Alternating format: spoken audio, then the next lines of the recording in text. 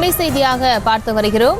TTV தினகரனின் வேட்பு மனுவானது நிறுத்தி வைக்கப்பட்டிருக்கிறது. தேனி தொகுதி அமமுக வேட்பாளர் டிடிவி தினகரனின் வேட்பு மனுவானது நிறுத்தி வைக்கப்பட்டிருக்கிறது. திமுக மற்றும் அதிமுகவின் ஆட்சேபனையை அடுத்து டிடிவி தினகரனின் வேட்பு மனுவானது நிறுத்தி வைக்கப்பட்டிருக்கிறது.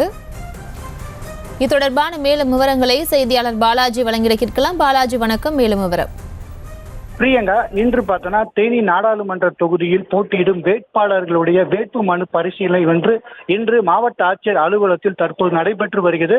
முதல் கட்டமாக பார்த்தோன்னா அதிமுக வேட்பாளர் நாராயணசுவாமியுடைய வேட்பு மனு ஏற்கப்பட்டது.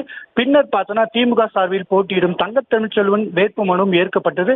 இந்த சூழ்நிலையில அம்மா மக்கள் முன்னேற்ற கழகத்தின் சார்பாக போட்டியிடும் டிடிவி தினகரனுடைய வேட்புமனு ஏற்றுக்கொள்ள திமுகவும் அதிமுகவும் கடுமையாக எதிர்ப்பு தெரிவித்தாங்க. அதாவது வேட்புமனு தாக்கல் செய்த போது அதன் படிவங்கள் அனைத்துமே கம்ப்யூட்டரில் அப்லோட் செய்யப்பட்டு அது அனைத்து கட்சி பார்வைக்கும் செல்லும். ஆனால் டிடிவி தினகரனுடைய வேட்புமனு பார்த்தோன்னா இன்று ஸ்கூட்னி நடைபெறும். காலை 11 மணி வரையும் அப்லோட் செய்யவில்லை, டவுன்லோட் ஆகவில்லை.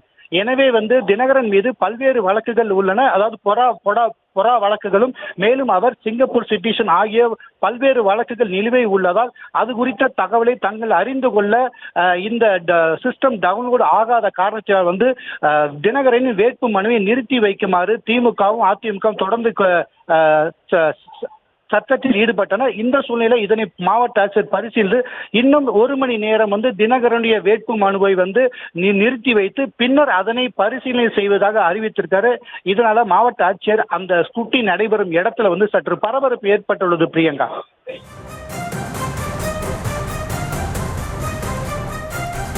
விவரங்களுக்கு நன்றி பாலாஜி.